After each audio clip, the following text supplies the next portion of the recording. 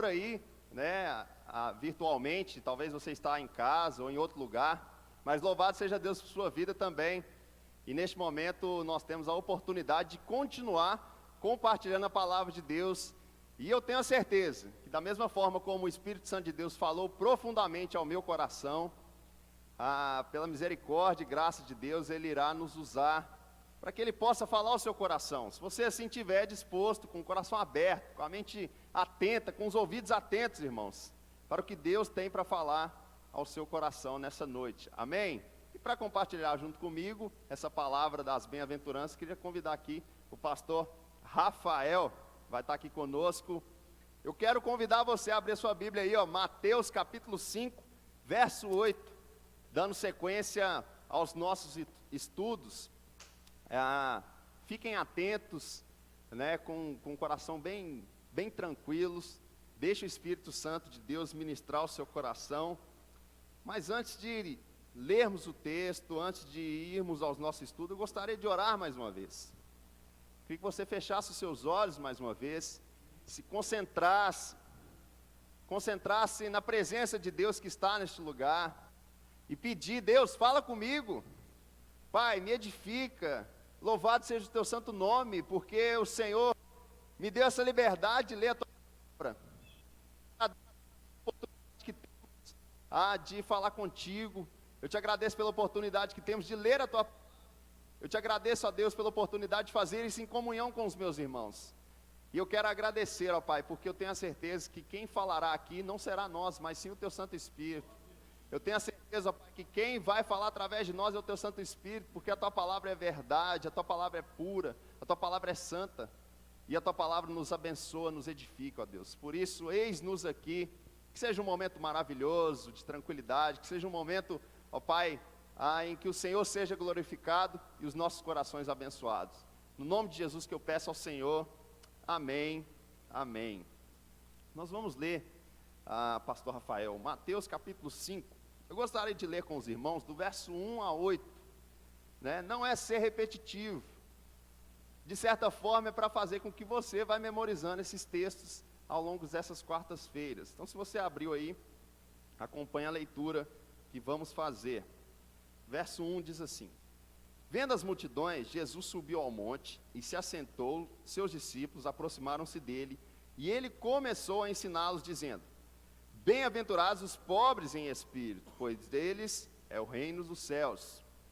Bem-aventurados os que choram, pois serão consolados. Bem-aventurados os humildes, pois eles receberão a terra por herança.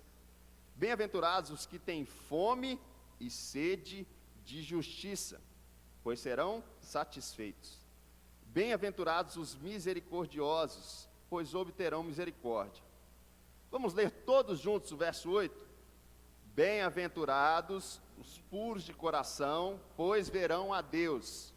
Talvez na sua versão está limpos de coração, na minha versão está puro de coração, mas o sentido é o mesmo, o intuito é o mesmo, pois eles verão a Deus. É nesse texto maravilhoso que nós vamos conversar um pouco aqui, pastor Rafael, sobre essa grande bem-aventurança que mostra a essência da nossa vida, da essência da vida cristã, porque ela tem uma finalidade maravilhosa, que é ver a Deus. Então nós temos algo grandioso aqui, que Jesus Cristo ensinou aos seus discípulos e revelou para nós, que aqueles que são puros de coração verão a Deus, né? Isso é maravilhoso, e nós vamos trabalhar isso durante esse tempo aqui, porque eu particularmente, eu não vi Deus ainda. Já viu Deus? Já olhou Ele assim? Não, né? Você vai falar sobre isso. Então, essa é a nossa esperança, essa é a nossa realidade. Deus abençoe a sua vida, boa Amém. noite. Graça e paz, boa noite a todos, alegria de poder estar aqui. Só lembrando a palavra de Deus lá em Romanos capítulo 15, versículo 4, que fala que tudo que no passado foi escrito, para o nosso ensino foi escrito, a fim de que pela paciência e consolação das Escrituras, nós tenhamos esperança. É um texto que enche o nosso coração de esperança. Eu acredito que Jesus estava muito convicto quando ele estabeleceu no bojo do sermão da montanha ou do monte as bem-aventuranças e deu início com as bem-aventuranças. quando ele reúne os seus discípulos a uma multidão próxima, mas ele chama os discípulos para si e começa a ensiná-los, não dando uma ideia de que poderia ser pego ou assumido uma bem-aventurança sem as outras, ou nós pegamos o pacote por completo, ou não pegamos nada, ou é, ou deixa de ou não é. E seguindo a linha que nós estamos compartilhando aqui às quartas-feiras, esta é a nossa sexta bem-aventurança das 9 que tem registrado no livro de Mateus, aqui no capítulo 5. Vale lembrar também que Lucas deixou registrado no capítulo 6, de uma forma bem mais objetiva, direcionada, uma vez que Mateus escreve com a finalidade de alcançar o coração dos judeus. Então Mateus sabia, por ser um judeu, por ter vivido uma experiência de servir ao Império Romano, Mateus é o Levi, aquele que Jesus chamou quando ele estava na coletoria de impostos. Vale lembrar que nessa época o Império Romano está dominando aqui Israel, e pior, havia por parte do povo judeu aqueles que trabalhavam para Roma. Então esse Mateus aqui que escreveu, ele recebe essa palavra, e imagino, é só uma imaginação minha, que deve ter descido assim, não tão redonda, mas ter descido como um desafio para ele.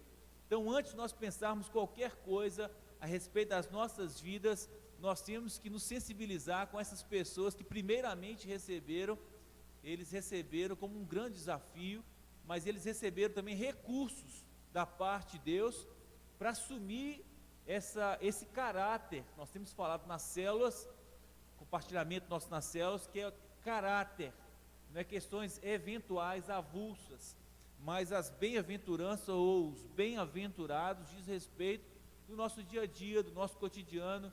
E ser limpo de coração não é uma ação avulsa, mas é uma ação diária, rotineira, que não escolhe um lugar, que não escolhe uma pessoa para praticar esse coração limpo e puro, mas esse coração limpo e puro se estabelece nas nossas vidas, e onde quer que nós estejamos, por sermos representantes de Deus, sermos tocados por Deus, sermos salvos, libertos, regenerados, justificados por Deus, nós assumimos esse compromisso primeiramente com Deus, conosco mesmo e também com as pessoas. É um grande compromisso, um grande desafio, mas como o pastor Rafael disse, é uma grande esperança, né? Porque Jesus ele ensina aos seus discípulos, olha, vocês sendo puro de coração, vocês vão a Deus. Mas, primeiramente a gente precisa entender, nós vamos entender o que Jesus quis dizer com coração, com pureza, ou com ser limpo, né? E como assim nós vamos ver a Deus. E aí, pastor Rafael, refletindo, a gente precisa entender e conversar com os irmãos sobre o sentido do que é o coração. Porque muitas vezes quando a gente pensa em coração, eu não sei quanto a vocês, mas quase que todas as pessoas pensam em emoção. Então, coraçãozinho, né? Tá muito ligado com emoção, com sentimento. E aqui a aplicação, né, ou o sentido, na verdade, em que Jesus ensina sobre o coração, não é somente isso, é também emoção, sentimento, mas está mais ligado com a ideia de centralidade de vida, ou totalidade de vida. Então o coração é aquele que não é apenas o órgão, mas sim a centralidade de toda a vida, porque nós sabemos que do coração procede toda a fonte de vida, né? Nós sabemos que Jesus ele quis mostrar aqui a importância desse entendimento de que, olha, vocês que são limpos de coração, vocês que são puros de coração, você que precisa purificar o seu coração, ele está falando de vida, ele está falando de entendimento, de racionalidade, de consciência, de sentimento e de emoção. Então é algo por completo. Não é apenas uma parte do nosso corpo, não é apenas uma parte da nossa vida, mas é sim aquilo que exerce sobre nós vontade, é aquilo que exerce sobre nós o querer. Então, se nós temos o entendimento daquilo que é o coração para nós, ou seja, daquilo que é a minha vida, eu preciso entender que esse isso precisa ser puro e ser purificado, né? Porque o coração também, ele é a fonte das nossas dificuldades. Mateus capítulo 15, verso 19, diz assim: porque do coração procedem maus desígnios, homicídios, adultério, prostituição, furtos, falsos testemunhos, blasfêmias.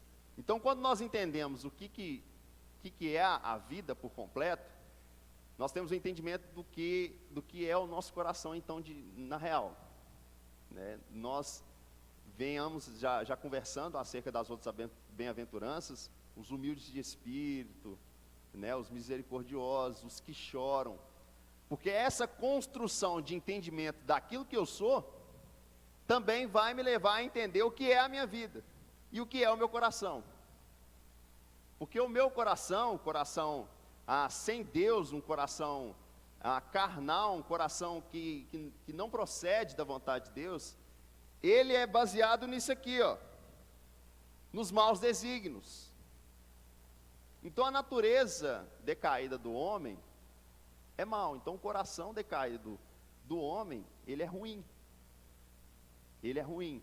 Por isso que ele precisa passar por um processo de purificação. Porque aquele que é mau, aquele que tem um coração não purificado ou não limpo, ele não verá a Deus. Não é isso, pastor Vel?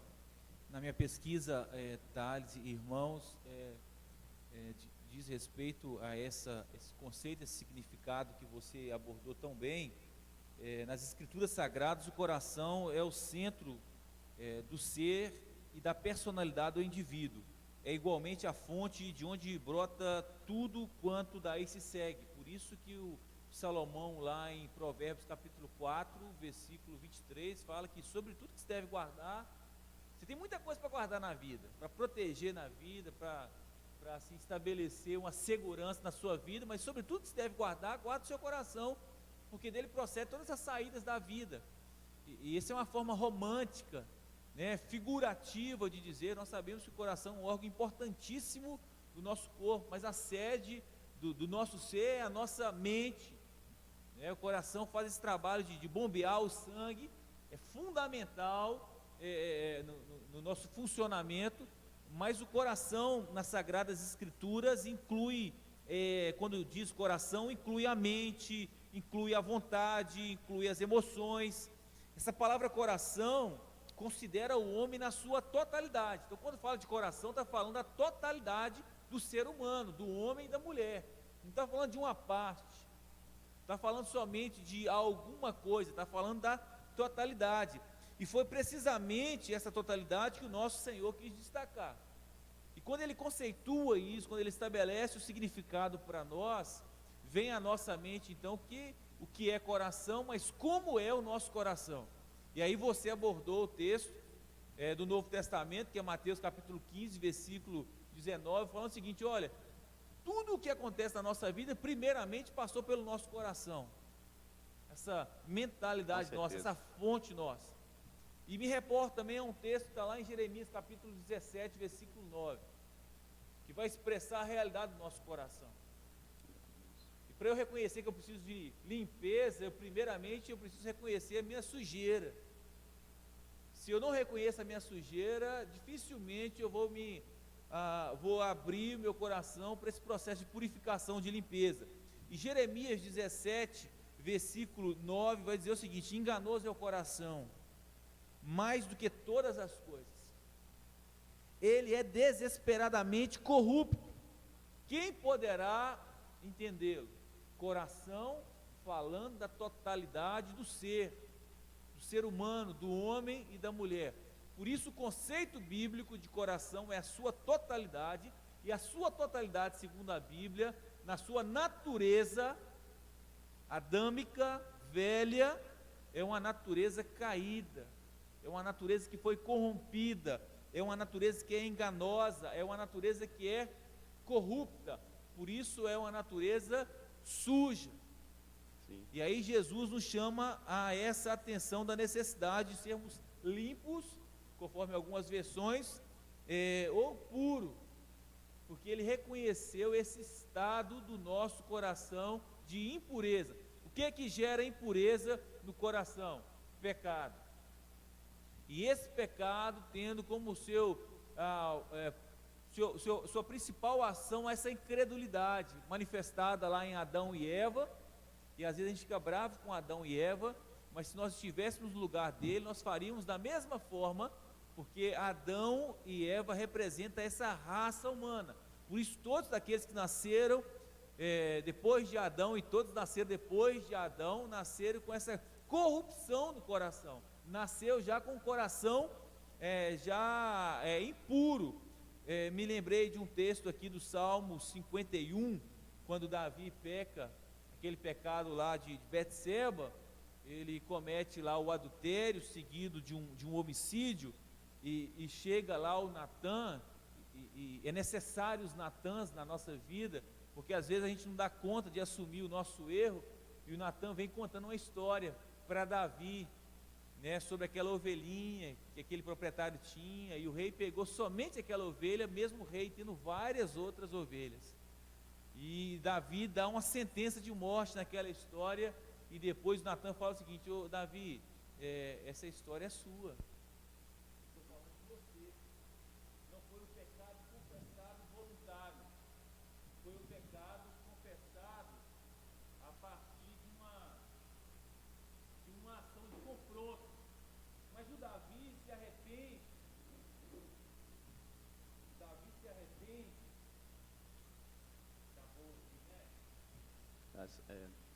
vai nos ouvindo aí, Davi vai se arrepender, viu, meus irmãos? Foi essa a nossa última fala do pastor Rafael. E aí o Davi, então, confrontado por Natã, de uma forma em verdade e em amor, no Salmo 51, no versículo 2, ele fala o seguinte, ele pede a compaixão de Deus, no versículo 1, ele fala da benignidade, da misericórdia, ele pede para apagar as transgressões, mas no versículo 2 ele fala o seguinte: olha, lava-me completamente da minha iniquidade e purifica-me do meu pecado. Então, quando eu reconheço o meu coração carnal, meu coração seguindo essa natureza de Adão, é um coração cheio de iniquidade e cheio de pecado. Por isso eu tenho essa necessidade, né, de ser lavado pelo Senhor, porque Ele tem água pura. Ele que tem o produto certo, que é o sangue de Jesus, para limpar, para purificar a nossa vida e o nosso coração. E eu sei que nós vamos trabalhar um pouquinho agora esse conceito aí sobre limpeza, né, sobre limpo e puro. Isso mesmo. Mas complementando um pouquinho, é interessante também como Jesus trabalha essa ideia do coração, porque também ele quis dizer assim: olha, sejam diferentes daqueles que estão preocupados com o exterior, porque em alguns momentos ele vai confrontar os fariseus, os escribas, que eles estavam mais preocupados com o exterior ou com o ambiente externo do que com o próprio interior.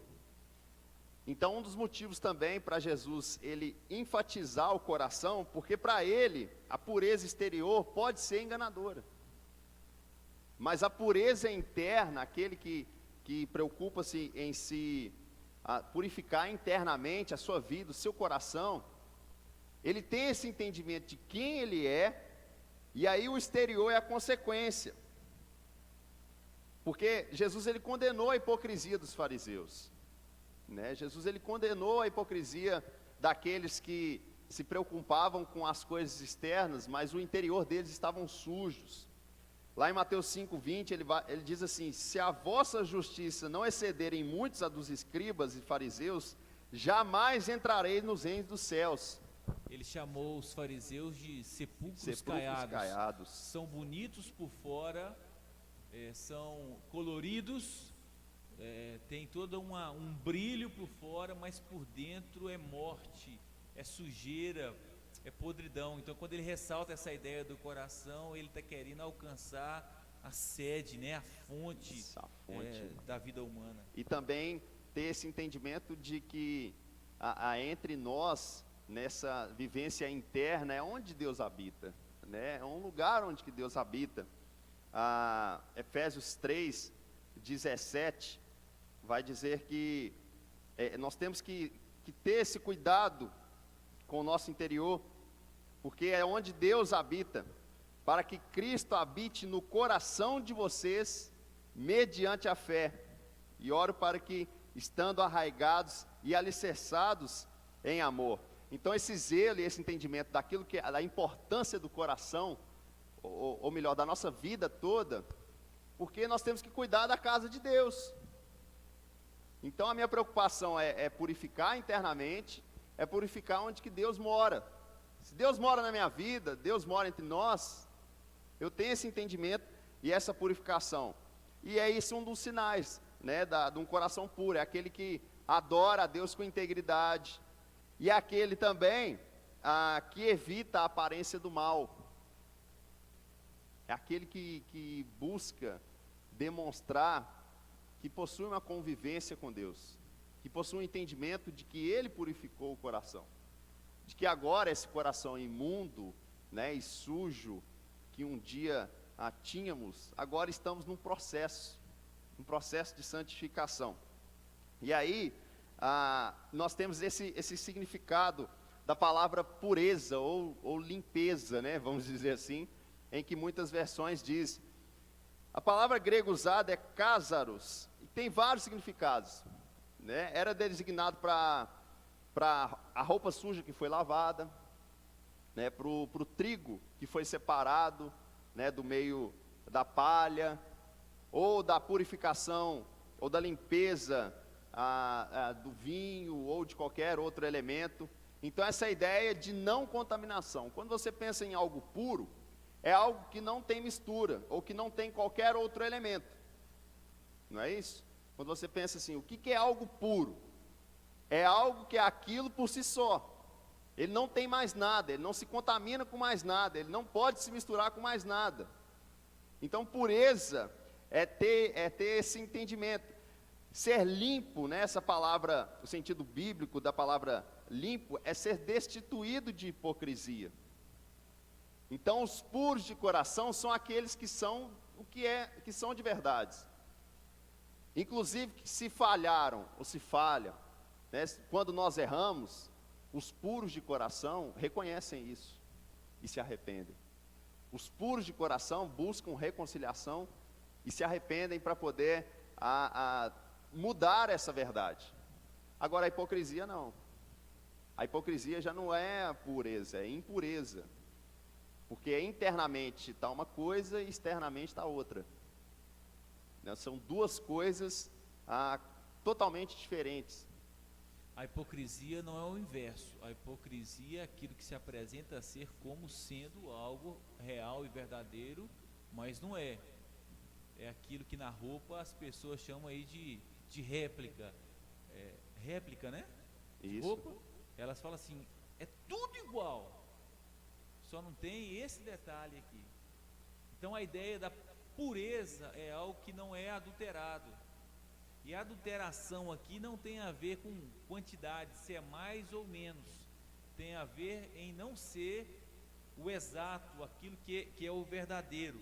A hipocrisia, ela é revestida dessa ideia de se apresentar como sendo aquilo que é verdadeiro. Então, o puro para Deus, o limpo para Deus é aquilo que não é contaminado, é aquilo que é destituído de contaminação e é destituído também dessa hipocrisia. Por isso, se eu tenho no meu coração Deus, mas eu tenho no meu coração alguma outra coisa que não seja Deus, eu estou contaminando o meu coração. Por isso que o salmista no Salmo 86, versículo 11, vai falar isso: Senhor, encaminhe o meu coração para temer só o seu nome. Não é em grande parte o seu nome, mas é só o seu nome. E vai lembrar a palavra de Isaías também, na altura lá do capítulo 52, que ele fala que o Senhor, ele não divide a glória dele com ninguém. Então a ideia nossa aqui de abordar limpeza, ou limpo ou puro de coração, tem a ver com essa exclusividade. Foi por isso que Pedro nos lembrou que nós somos vós sois geração eleita, sacerdócio real, nação santa, povo de propriedade exclusiva de Deus. Então é essa exclusividade, algo que é limpo, algo que é puro, algo que é genuinamente da parte de Deus. É mais ou menos o seguinte, usando aqui só um exemplo, para nós entendermos ainda mais e melhor. Você está fazendo um omelete, naquele discão de arado, 10 ovos, quebrou 9, limpos, perfeitos, saudáveis. O último ovo está choco. Que dó. O que acontece? Você julgou nos 9 anteriores. Aproveita os 9. Você vai ficar com ranço na sua boca do que estava apodrecido. Então não tem a ver com a nossa vida sendo assim, eu sou quase tudo de Deus, ou Deus ocupa quase tudo da minha vida. Eu tenho feito tudo isso, aquele jovem rico falou, né? Desde a minha tenra idade eu tenho obedecido, tenho feito isso. E aí Jesus fala para ele, não, uma coisa só te falta. Pode ser que se o jovem rico fosse moderno, ele fala assim, se uma coisa só me falta, está fácil. Mas se essa uma única coisa é aquilo que ocupa a grande parte do seu coração, te falta muito. Não tem a ver com a quantidade de coisa que nos falta, tem a ver com a quantidade daquilo que isso ocupa na minha vida. Então, se eu não estou disposto a abrir mão daquilo que traz sujeira para o meu coração, nem Deus pode trazer essa limpeza, esse limpo, essa purificação. Digo isso pelo zelo e pelo respeito de Deus, que a igreja de Laodiceia falou: eis que estou à porta e bato. Se alguém ouvir a minha voz e abrir a porta, eu entrarei em sua casa. Casa ali, coração. Casa ali, a totalidade do ser humano. Eu entrarei em sua casa, cearei com ele e ele comigo. Situações como a do Zaqueu, que vai ter um encontro com o Senhor Jesus o veio, leva para sua casa, e naquele bate-papo ali na mesa, o Zaqueu abre o seu coração e compartilha algo que até então provavelmente ele não tenha compartilhado nem mesmo com a sua esposa, a sua forma errada. Ele está falando o seguinte: Senhor, meu coração é impuro, meu coração está sujo, eu resolvo dar metade dos meus bens aos pobres. E se alguma coisa eu defraudei alguém, e é bem provável que ele tenha defraudado, porque era costume dos coletores de impostos, dos superintendentes da coletoria de impostos, eu vou restituir 4 vezes mais. E você sabe por que Zaqueu fala 4 vezes mais? Porque a lei de Moisés falava que se alguém roubasse alguém, ele deveria restituir 4 vezes mais. Então Zaqueu é alguém que tinha um conhecimento da Bíblia. No nosso linguajar, ele é um desviado, ele é alguém que já tinha um encontro com a lei, ele já teve um encontro com a lei de Moisés, porque ele sabia, não foi Deus, não foi Jesus que impôs isso a ele. Ele diz o seguinte: Senhor, eu não quero ter minha casa assim limpa, alguns cômodos e outros não, eu quero ter a inteireza, ser completo. Por isso não dá para nós hoje, irmãos, termos áreas da nossa vida que ainda não esteja rendida ao governo de Cristo Jesus. Essa limpeza não é nossa. Essa limpeza não é nós limpando a casa de Deus, essa limpeza é Deus limpando a nossa casa. E a melhor maneira dele limpar a nossa casa, vou dizer, a única maneira de limpar a nossa casa é quando nós aceitamos o Espírito Santo. Efésios 1,13, em quem vós estáis, depois que ouvistes o Evangelho da verdade, nele tendo crido, vocês foram selados com o Espírito Santo de Deus. Amém. E é o Espírito Santo esse agente de transformação, de limpeza, de purificação, porque o Espírito Santo vem para ser um penhor, uma marca, um registro que de fato nós somos de Deus, mas é o Espírito Santo que vem colocar limpeza e organização no nosso coração. É o Espírito Santo. Aleluia. Eu não posso querer ser limpo por mim mesmo. Eu não consigo, nas minhas boas obras, nas minhas boas ações. Eu tenho que pedir misericórdia ao Senhor e pedir: Senhor, entra na minha vida, entra no meu coração. E não entra na segunda, ou não entra no domingo e eu dispenso o Senhor na segunda-feira para gerar sujeira para o Senhor limpar depois. Ele quer habitar na nossa vida, no nosso coração. Nós não somos hotéis aonde Deus vem passar umas férias ou um final de semana. Nós somos casa, Morado. o lugar de Deus, morada de Deus, a habitação de Deus. Por isso eu compreendo a realidade dos cânticos que nós cantamos. Sim. Eu até compreendo essa realidade do cântico que nós cantamos. Espírito Santo, o Senhor é bem-vindo aqui. Mas hoje Ele já habita. O que faz agora o Espírito Santo é me encher na proporção daquilo que eu abro, como uma ideia de um recipiente que eu estou aberto para ser cheio dele, e aí eu peço mais dele e menos de mim mesmo. Mas o Espírito Santo de Deus, ele está aqui, ele está querendo colocar todas as coisas no lugar. Por isso, deixando as coisas velhas para trás, nós assumimos esse compromisso do Tudo se novo, faz novo. da nova natureza, ser nova criatura, do novo nascimento e da novidade de vida que o Evangelho e o apóstolo Paulo fala aos nossos Aleluia. corações. Por isso que não dá para a gente ficar com a função de limpar, porque muitas vezes nós queremos colocar a sujeira debaixo do tapete, né, para poder apenas esconder, e nós nunca vamos ter essa capacidade de nos limpar. No estado infantil de alguns, ou nosso, ou meu, me representa muito a ideia. Estou aprendendo muito com o Davi, tem 5 anos. Ele fala assim: deixa eu limpar, pai. Vocês acham que fica mais limpo ou mais sujo? Algumas coisas que ele tende a limpar, geralmente mais sujo. Quando uma criança quer limpar alguma coisa, geralmente fica mais sujo, que ele esbarra em alguma coisa que não deve. Então toda essa intencionalidade nossa é boa, é legítima esse desejo nosso, mas às vezes na boa ação, na boa vontade nossa, nós não conseguimos, irmãos. Nós não conseguimos. Na verdade, a lei, o Velho Testamento é a tentativa humana de resolver pelos seus méritos.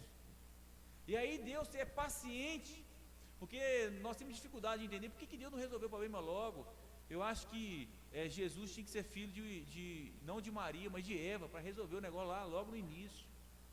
Ele esperou esse tempo todo. Ele mostrou aos homens que era impossível os seres humanos por si só de reatar o seu relacionamento com Deus. Por isso teve que vir Jesus, enviar ele. E aí no Novo Testamento, Jesus aborda isso, fala o seguinte: eu enviei profetas, eu enviei homens, e vocês não aceitaram. Agora Deus envia o seu Filho, que é a sua revelação assim, total, a excelência da sua revelação, e vocês também não aceitaram ele. Mas Jesus é o único caminho, Jesus Amém. é o único intermediador entre Deus e os homens. Não há outro. Atos capítulo 4, versículo 2 vai abordar essa realidade. Então o único caminho para a limpeza é o sangue de Jesus. O sangue de Jesus tem esse caráter de não é produto, mas de limpeza, de purificação nas nossas vidas. Por isso que João o Batista falou: eis ali o Cordeiro de Deus, ele que vai tirar o pecado do mundo.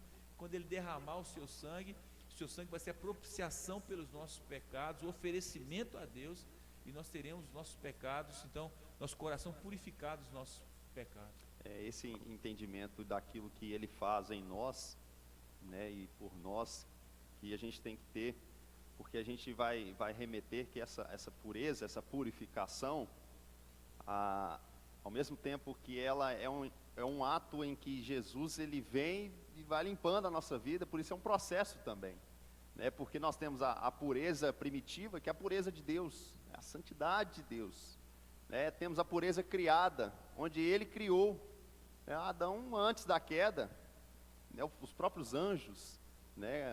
Antes também da queda de Lúcifer, e temos a pureza final, que é a pureza a qual nós veremos a Deus, porque santidade exerce isso. Quem verá a Deus? Os puros de coração, os santos. E nós temos essa pureza de posição também, essa pureza de prática, onde a nossa vida hoje nós vamos entregando, como o pastor Rafael disse aqui, ao Espírito Santo, que também nos remete a fogo, né? O Espírito Santo, a gente sempre fala assim, fogo. Por que o Espírito Santo como fogo? Nesse sentido de purificação. Vale lembrar o ourives, para ele, o pessoal que mexe com ouro aí vai entender, né? O pessoal, para purificar o ouro, o que ele faz? Ele queima tudo. Ele joga fogo ali, porque os outros metais vão se derreter e vão se dissolver. E aí sim, né, quando há essa purificação, sobra somente aquilo que de fato se deseja.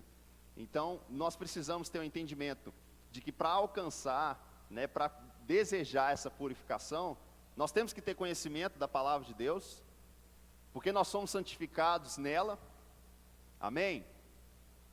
A palavra de Deus é que nos santifica, é por isso que nós precisamos ser sedentos, comer a palavra de Deus, meditar nela dia e noite, porque se você quer ser puro de coração, você deve meditar e ter aquilo no seu coração, né? Há um cântico infantil aí, que você, toda vez que me fala de coração, eu lembro disso, né? A boca fala aquilo que o coração está cheio, né? Está cheio de amor, né? E se você lê muito a palavra de Deus, se você medita na palavra de Deus, você só vai falar a palavra de Deus.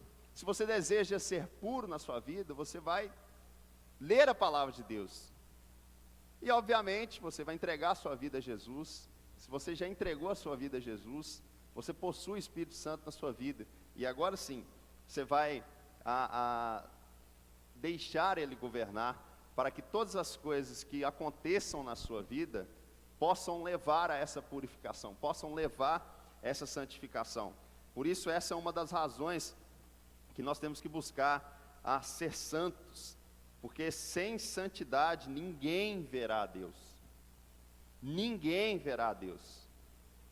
Louvado seja Deus, meus irmãos, que Ele fez esse sacrifício por nós, porque se não fosse Jesus, ninguém conseguiria alcançar tal santificação. Se não fosse o sacrifício de Jesus, o sangue dele remido, derramado sobre as nossas vidas, ninguém iria alcançar essa limpeza, essa purificação. Tome cuidado, como o pastor Rafael disse aqui, e eu gosto muito de pregar isso também, porque Jesus é uma pessoa educada. Ele bate na porta, ele não arromba a porta. Ele pede para entrar, ele não invade. E muitas vezes, infelizmente, nós damos lugar a tantas outras coisas e deixamos com que a purificação comece a ficar retardada. A purificação começa a ficar complicada, porque aí às vezes nós queremos tomar conta da nossa vida, queremos tomar conta daquilo que é o nosso coração, e nós vimos aqui no começo que o coração do homem é enganoso, o coração do homem em si, por si só, é ruim, mas um coração domado por Deus, um coração que pertence a Jesus, esse deseja e busca todas as coisas para que tenham a purificação. Esse é um dos motivos que nós devemos ter para poder ter essa purificação. Deixa eu só citar um versículo aqui, porque vai vir na minha memória, na minha mente, João 15:3. Olha o que Jesus disse: vocês já estão limpos por causa da palavra que eles têm falado. É um ato de limpeza, mas é um ato de continuidade. João 13, quando Jesus chega naquele ambiente e o Pedro repara que faltou o escravo que lavava os pés, e Pedro falou o seguinte: eu não vou lavar de ninguém não. Jesus então pega da sua túnica, da sua roupa, uma bacia, uma toalha, costumeiramente, né, Teco fala isso, a gente fala isso, representando esse caráter do servo. O Jesus oferece para lavar o pé de Pedro. João capítulo 13, aí, a partir do versículo 7. Então Pedro falou o seguinte: o Senhor nunca lavará os meus pés. Eu não quero lavar os de ninguém, mas não vou deixar o Senhor também lavar meu pé, não. O Pedro é mais ou menos alguém que trava as coisas, né? Nesse momento da vida dele aqui, ele trava as coisas. Ele não quer lavar o de ninguém, mas também não quer ser lavado. E aí o que acontece? Ao que Jesus lhe respondeu: se eu não lavar, você não terá parte comigo. O Pedro, como era 0 e 100, 8 ou 80, ele falou o seguinte: Dá um banho. Então Pedro lhe pediu: Senhor, então não somente o pé, mas lava também as mãos e a cabeça. E aí Jesus falou o seguinte: olha, quem já se banhou não precisa lavar nada a não ser os pés, pois quanto ao mais está todo limpo, e vocês estão limpos, mas não todos. Essa limpeza aqui tem a ver com essa regeneração efetuada pelo Espírito Santo de Deus na nossa vida e no nosso coração. Hoje nós estamos limpos? Nós estamos limpos. O Espírito Santo regenerou nosso coração, Amém. nos fez nascer de novo. Não voltamos para o ventre da nossa mãe, mas nós nascemos na água e do Espírito. Por isso quem participou da classe doutrinária, por isso quem participa do batismo, sempre a gente remete a essa ideia de forma e conteúdo. É imersão, porque representa essa realidade de alguém que morreu, é sepultado, mas é ressuscitado a nova disposição de vida. Então nosso coração já está limpo. Vez ou outra nós nos esbarramos em alguma coisa e que manche o nosso coração. E aí nós cantamos as músicas de criança mesmo, que o sabão lava o meu pezinho, minha mãozinha, mas é Jesus que lava o meu coração. Amém. E por que a gente deve ter esse coração puro, né? No entendimento, quando você reconhece que você precisa ter esse coração, é por amor a nós mesmos. Não porque nós merecemos, mas por amor a nós mesmos. Porque se você quer ter o seu coração transformado, você vai entregar para Jesus limpar. Se você quer ter a sua vida transformada, a fonte da sua vida transformada, você vai entregar para Ele limpar, para Ele purificar. E com isso, você também vai estar demonstrando um amor para Deus. Nós só temos essa capacidade de amar porque Ele nos amou primeiro. Então, se você deseja ter um coração puro, tem um coração puro, você ama a Deus. E também, ter esse coração puro, é porque você ama o próximo. Porque assim você vai mostrar a presença de Deus para as outras pessoas. Ser a transformação para as outras pessoas. Então, o puro de coração não é uma pessoa egoísta que pensa somente em si, mas que enxerga também a sujeira em outros, não com o intuito de acusar, não com o intuito de julgar, mas no entendimento em de que nós já tivemos naquela condição, nós conhecemos aquele que tem poder para poder purificar, e nós sabemos como isso acontece, e agora, por amor ao outro, eu também posso fazer com que ele seja limpo, purificado. Então as pessoas começaram a enxergar Deus na sua vida, a presença de Deus na sua vida, não uma mancha escura mais, não algo que está manchado, mas sim algo que possa trazer solução, esperança para a vida. Então ter esse entendimento, esse sentimento, olha, eu desejo ser puro de coração, é porque, olha, um dia eu estava sujo, agora eu estou limpo, agora eu amo a Deus e agora eu quero ver os meus irmãos, eu quero ver outras pessoas também sendo purificados. E ter esse motivo, pastor Rafael, de purificação, esse entendimento de purificação, nos leva ao outro ponto, a grande recompensa daqueles que são puros, pois aqueles eles verão a Deus. Eles verão a Deus. Isso é maravilhoso. Ontem a gente estava compartilhando, e eu disse algo que eu carrego no meu coração, de que o nosso anseio por ver a Deus deve ser tão grande, como uma pessoa que sente saudade de Deus. Como é que você sente saudade de alguma pessoa? Porque você conhece ela. Nós conhecemos, estamos conhecendo a Deus. Só que nós não vimos a Deus.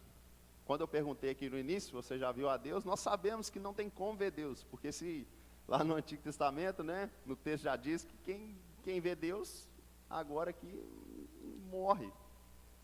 Mas um dia, pela purificação a qual Ele aplica em nós, e será completa, pela santificação que Ele aplica em nós, e será completa, aí sim nós podemos ver Ele face a face, e aí sim eu vou poder matar a saudade daquele que eu estou conhecendo, mas eu ainda não vi, daquele que eu estou aqui de passagem, indo para a casa do meu pai, que eu estou doido para ver. Então o puro de coração é aqueles que nessa vida podem ver a Deus pelos olhos da fé,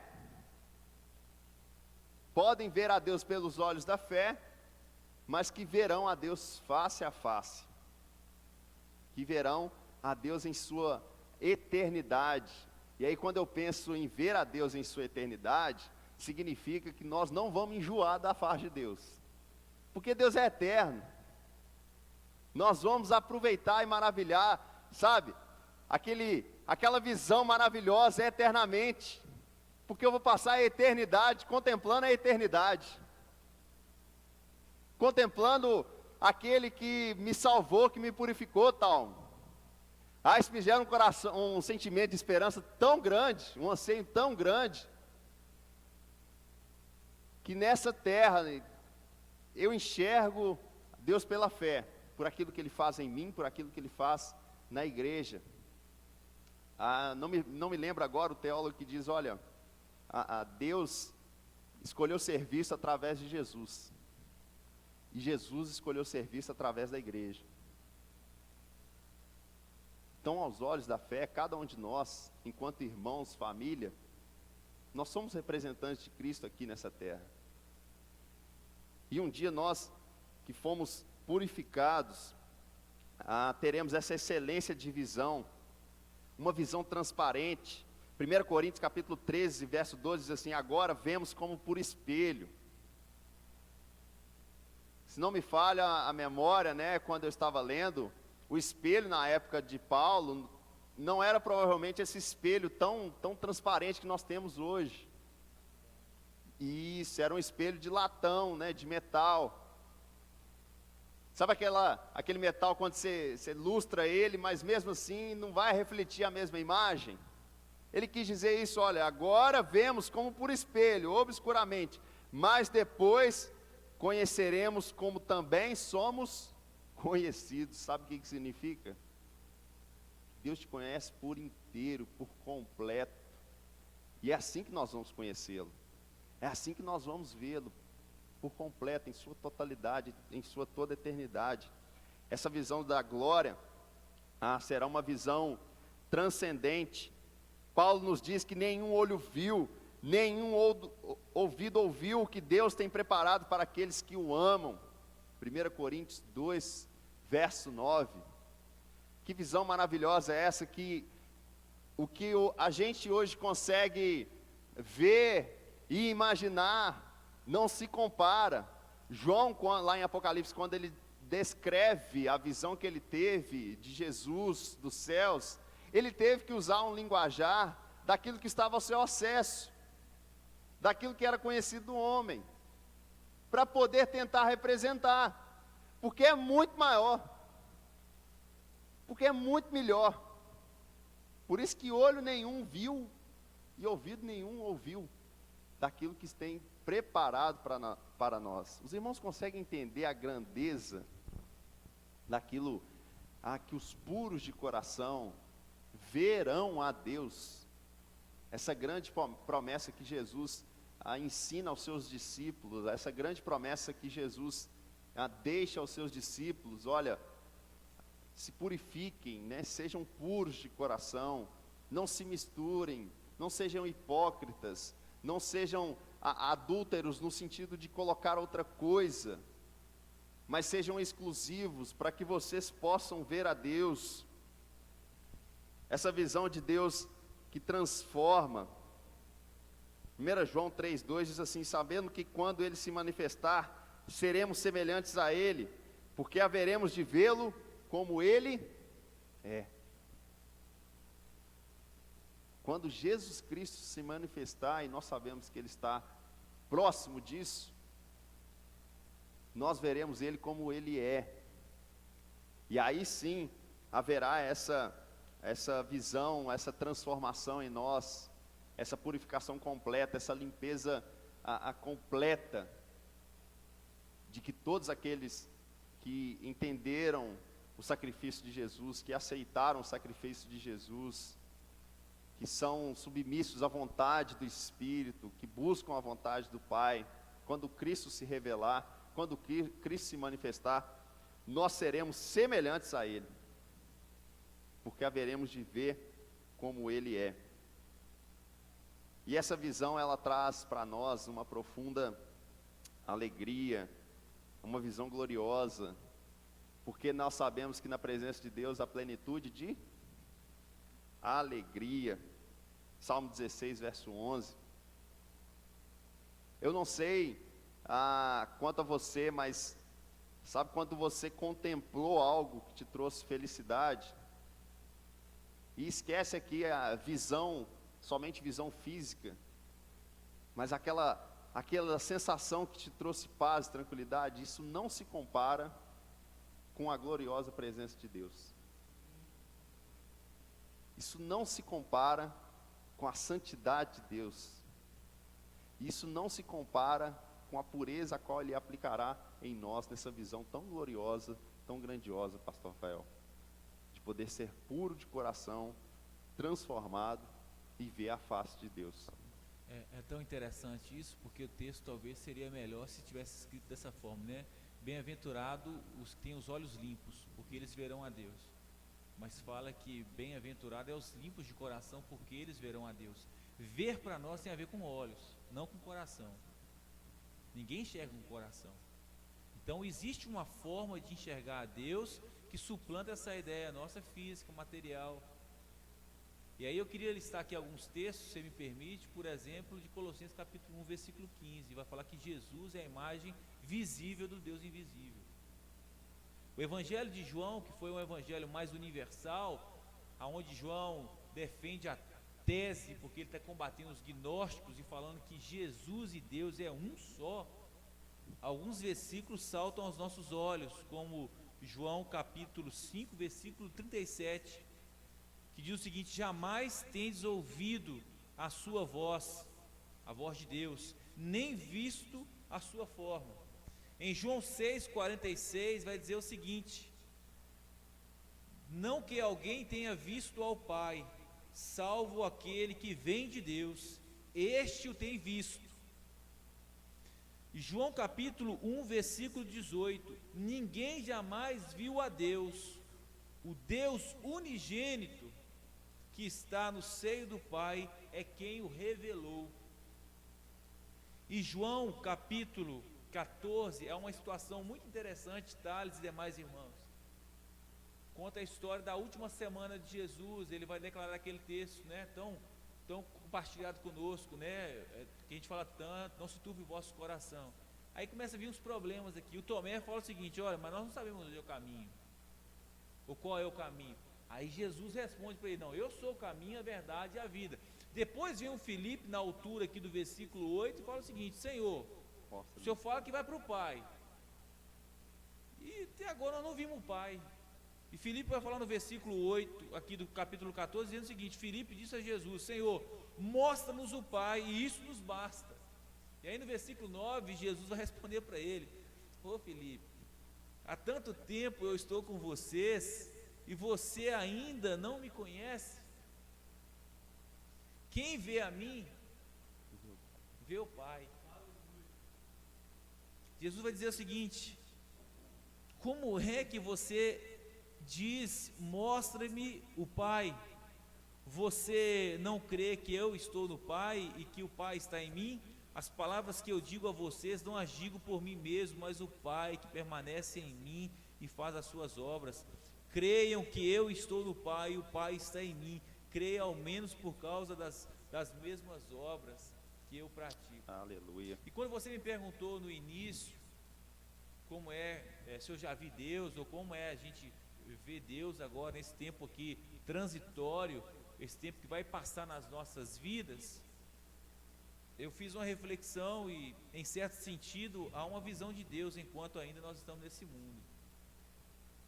Nós que somos crentes, e crentes aqui é aquele que crê, e não só crê de acreditar, mas o crê de submeter e de obedecer, eles podem ver a Deus em certo sentido, e que ninguém mais pode fazer. Não tem a ver com grau de intelectualidade, de informação, de condição financeira, não tem a ver com isso. O crente vê a Deus quando ele contempla a natureza, quando ele está de frente ao mar assim, ele não vê um amontoado de água salgada. Um homem natural e normal, quando se depara com o mar, ele fala assim: olha, que beleza, que bonito, que ajuntamento de água. Mas o crente, quando ele se defronta com essa maravilha, imagina um pôr do sol na praia, ou nascer de um sol na praia, ele vê, é Deus quem criou. Ele vê porque a natureza revela a glória de Deus, a natureza revela a grandeza do nosso Deus. Romanos vai falar isso. Por isso eu acredito que o crente, em diversas situações da vida dele, ele vê a Deus no livramento. Foi Deus, não é costume nosso de falar, foi Deus, Deus estava lá. E se Ele estava lá, mesmo que nós não enxergamos com os nossos olhos físicos, e mesmo que até um arrepio, né, nós gostamos de falar isso, eu senti Deus tocar, Deus estava lá, nós sentimos a graça dEle, nós sentimos o livramento da parte dEle, o toque, a ministração dEle sobre as nossas vidas. Por isso o crente, ele vê a Deus nos acontecimentos da história, da mesma forma que aquele filósofo falou, eu não vejo o vento, mas eu sinto o vento tocar em mim e balançar as árvores, por isso eu vejo o mover do vento. E concluindo, porque a gente já está encerrando esse tempo nosso aqui, coletivo, eu quero dizer só uma frase que extraí aqui do livro Sermão do Monte, de Martyn Lloyd-Jones, e foi alguém, irmãos, não sei se vocês conhecem a história de Martyn Lloyd-Jones, Dwight Lyman Moody, que quando estavam enfermos no final da sua vida, e a igreja oravam por eles, para restabelecer a sua saúde física, em dado momento eles falam assim, parem de orar por mim, ou pela minha recuperação, ou pela restauração da minha vida, eu já estou começando a ver a Deus, eu já estou começando a ver a glória de Deus, estou mais desejoso de partir do que ficar aqui, então parem de orar para que eu seja curado, porque eu verei a Deus, no dia que eu deixar esse tabernáculo, Coríntios capítulo 5 vai falar isso, eu verei a Deus com os meus olhos. Ele vai dizer o seguinte, ora, esse é o nosso destino, os limpos de coração verão a Deus, nada menos do que isso. Quão tolos somos quando furtamos de nós mesmos essas glórias, as quais são descortinadas diante do nosso olhar admirado. Você já viu a Deus, mesmo nesse sentido parcial? Você percebe que está sendo preparado para a visão de Deus? E já fixou nisso os seus pensamentos? Colossenses capítulo 3, versículo 2 diz o seguinte, pensai nas coisas lá do alto, não nas que são aqui da terra. Você vive à espera dessas coisas que são invisíveis e eternas? Você passa tempo meditando a respeito da glória que por você espera? Nesse caso, a sua maior preocupação nesta vida deveria então ser e possuir um coração limpo, um coração puro. E para concluir de fato e de verdade, o que Moisés falou e comportou, e o escritor de Hebreus escreveu lá em Hebreus, no capítulo 11, na Galeria dos Heróis da Fé, versículo 29. O Moisés, ele vai nos ensinar o seguinte, pela fé, versículo 27, Moisés abandonou o Egito, versículo 28, pela fé celebrou a Páscoa e o derramamento do sangue, versículo 29, pela fé os israelitas atravessaram o mar vermelho, como em terra seca, e eles não foram engolidos pelo mar. O versículo 27 vai destacar o seguinte, pela fé Moisés abandonou o Egito, não ficando amedrontado com a ira do rei, pois permaneceu firme, como quem vê aquele que é invisível. Ele não viu aquilo que é invisível, ele viu aquele, e aquele não é coisa, aquele é pessoa, e como aquele está no singular aqui, não diz respeito a outras pessoas, está dizendo respeito ao próprio Cristo. Por isso a Moisés, ele é como quem vê aquilo, ou aquele que é invisível. Que Deus nos dê graça e nos ajude a vê-lo, a ter um coração limpo e receber, amém, ainda aqui nessa terra, o que dirá no porvir, essa grande bênção, essa grande graça. Aleluia. Vamos orar, meus irmãos.